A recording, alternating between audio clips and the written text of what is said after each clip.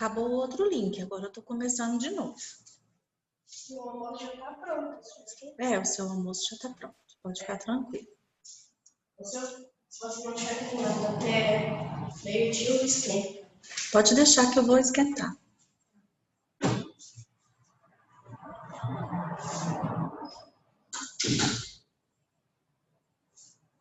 Não voltou todo mundo, não?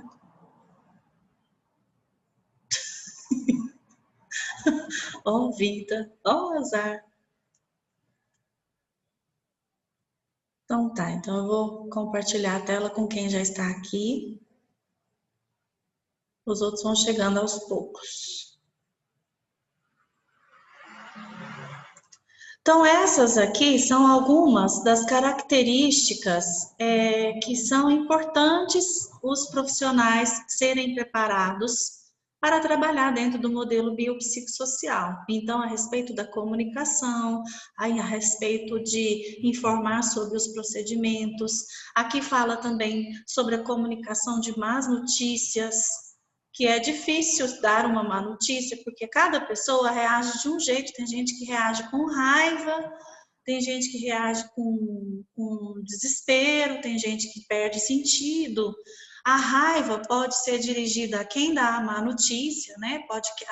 O impulso pode ser de bater, de socar quem falou a notícia ruim. Então, a relação médico-paciente nesse momento, ela tem que ser preservada. E para ela ser preservada, precisa de quê? De paciência e compreensão da situação. As principais razões que levam os médicos a tentar evitar esse tipo de situação que envolve aspecto emocional são algumas dessas listadas aqui. Às vezes é a falta de treinamento, às vezes é o medo de aumentar o estresse do paciente e realmente não saber como lidar com esse estresse.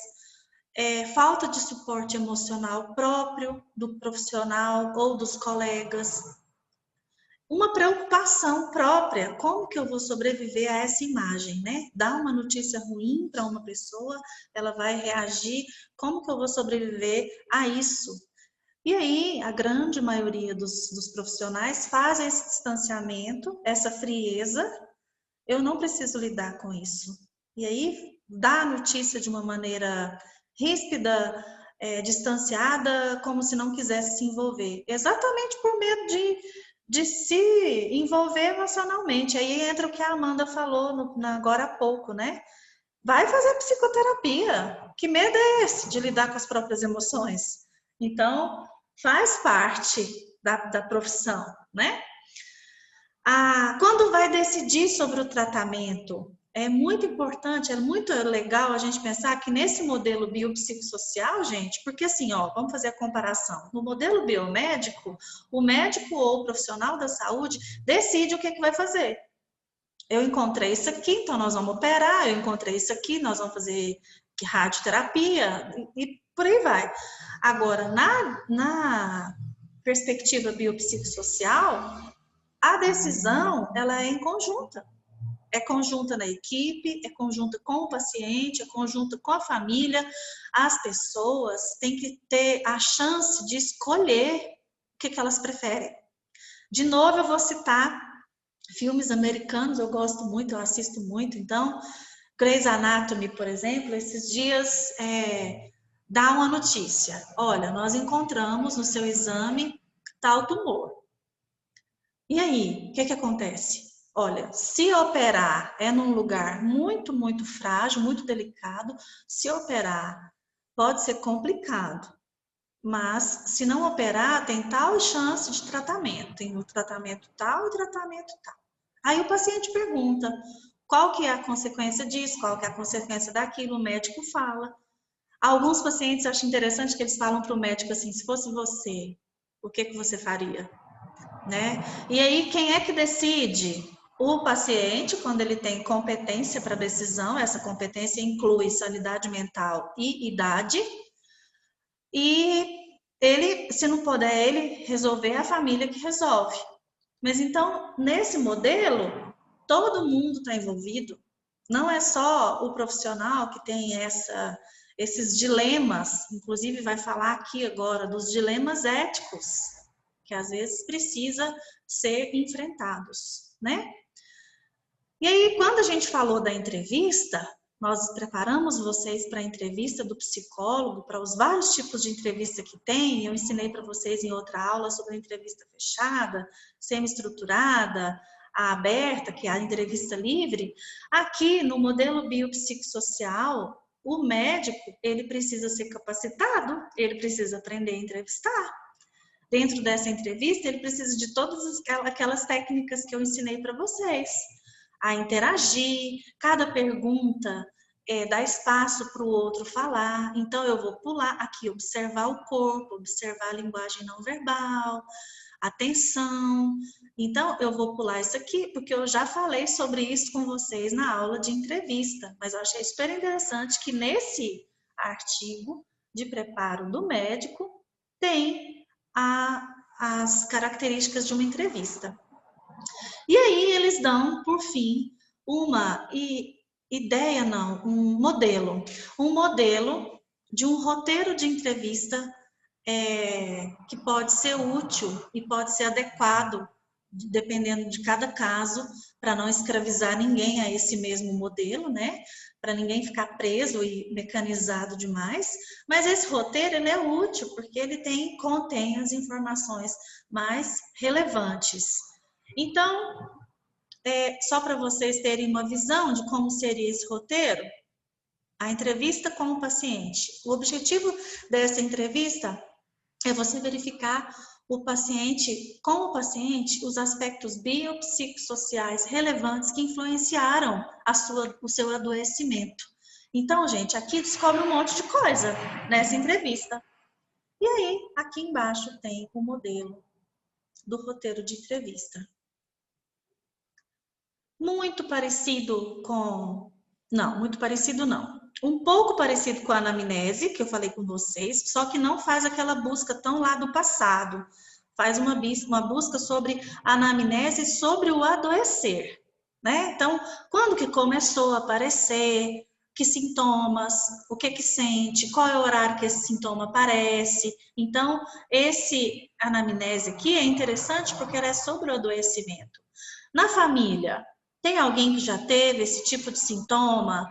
Como que a sua família está reagindo em relação a esses sintomas? No trabalho, esses sintomas estão impedindo você de trabalhar? Você está repetindo atestados? Está te prejudicando profissionalmente, financeiramente? Dentro da vida social, né?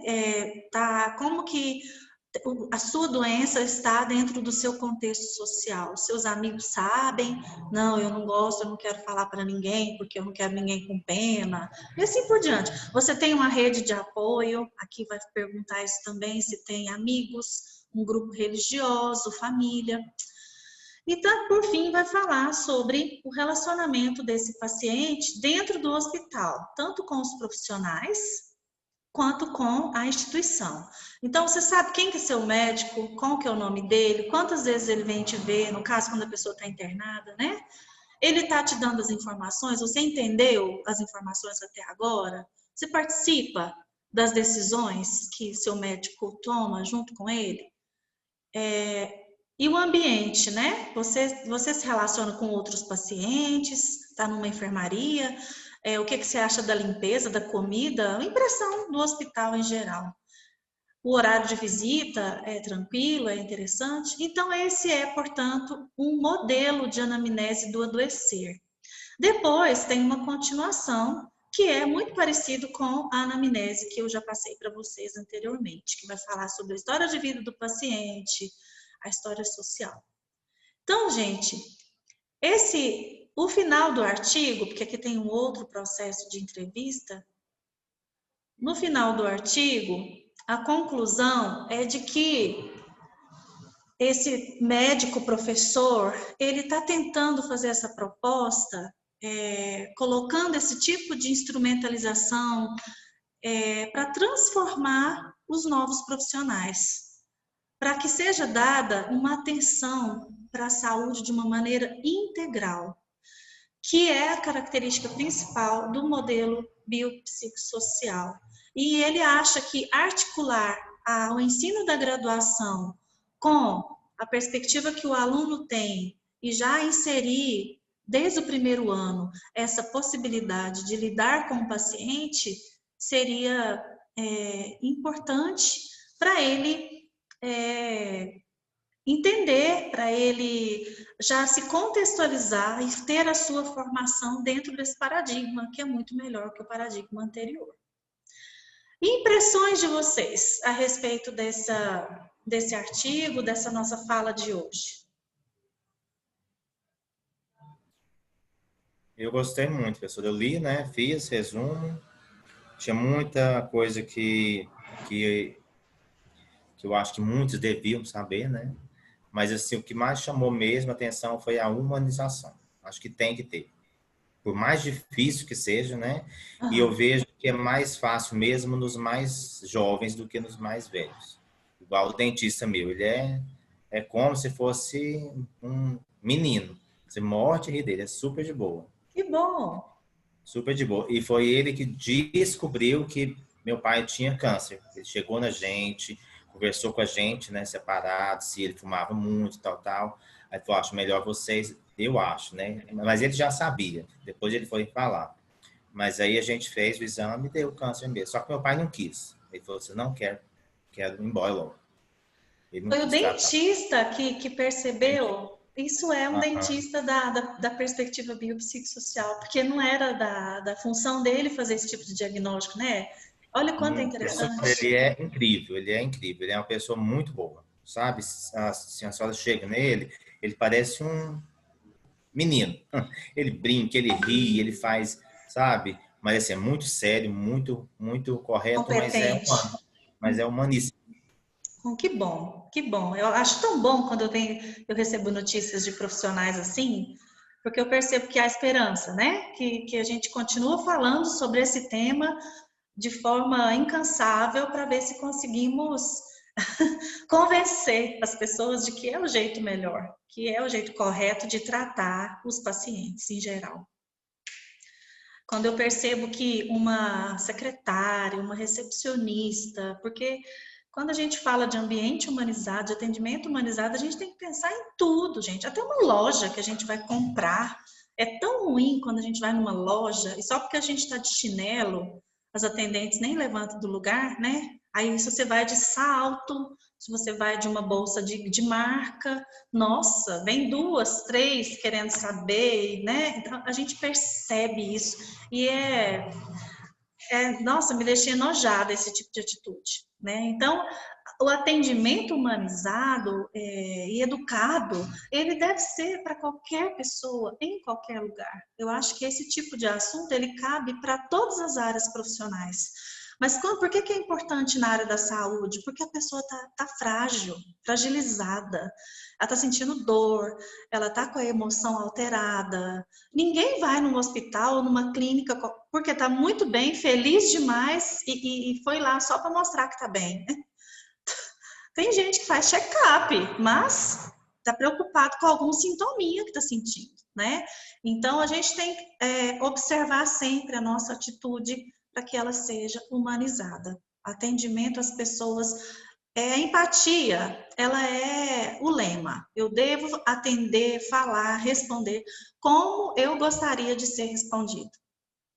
Então, às vezes, meus alunos de TCC fala que eu respondo super rápido no WhatsApp, ficaram falando, professora, você fica online o tempo inteiro? Aí eu falo, gente, eu gosto de ser atendida imediatamente. Quando eu converso com alguém, eu gosto que a resposta apareça o mais rápido possível, porque eu preciso talvez daquela resposta para dar uma outra resposta em outro lugar, etc. E é tão ruim quando emperra, quando eu preciso de uma informação para prosseguir meu dia e alguém não me dá aquela informação. Então, quando alguém me pergunta, fala comigo, eu gosto de responder imediatamente. Isso é empatia. Posso ser mais viciadinha do que outros professores que não ficam perto do celular, mas eu gosto de ser atendida a tempo, então eu atendo também. Mas alguém quer dar alguma opinião a respeito desse artigo? Não? Bom, então eu vou lançar o arquivo da tarefa, que é para fazer sobre o filme do Pat Adams, porque eu acredito que agora, com esse texto, o texto da aula anterior e a aula de humanização, fechou esse ciclo e o trabalho vai ficar completo, tá? Vocês podem fazer em dupla ou individual. O filme do Pat Adams está disponibilizado na Netflix. Assistam, façam essa comparação para escrever o relatório. Eu vou dar o prazo até a semana de prova, mas eu já vou abrir agora para vocês já irem adiantando, quem puder e quem quiser já ir adiantando algumas tarefas. Tá bom? Então tá joia. Um bom final de semana para vocês, restantezinho de semana e até segunda-feira na nossa... Não, segunda é feriado, gente. Vocês querem fazer na quarta, igual a gente fez nessa quarta agora, para ter 2 lives seguidas, para não ficar faltando a aula de segunda-feira? O que vocês acham? Mas aí na quarta vai poder... Ah, não. Na quarta-feira ainda vai ter aula, né? Porque não vai estar na semana de prova ainda. Eu não dei aula para vocês, não foi quarta? Não, esquece, gente. Quarta-feira é outra turma. Desculpa. Eu fiz, foi da segunda-feira seguinte, eu fiz 2 aulas, não foi? Mas aí na outra segunda já é prova. Você tem a primeira aula na quinta? Porque qualquer coisa a gente fazia... Ah, não, mas a gente também tem, né? Vocês têm, mas eu não tenho, não. Porque só a segunda que a gente não tem a primeira aula. Entendi, mas a segunda é feriado e eu não posso fazer live na segunda, é proibido. Eu posso fazer igual eu fiz da outra vez. A aula que eu dou na turma de quarta-feira à noite, eu coloco para vocês não ficarem sem o conteúdo. Pode ser assim? Então tá bom. Então, bom fim de semana com o feriadinho e até semana que vem. Tchau, tchau.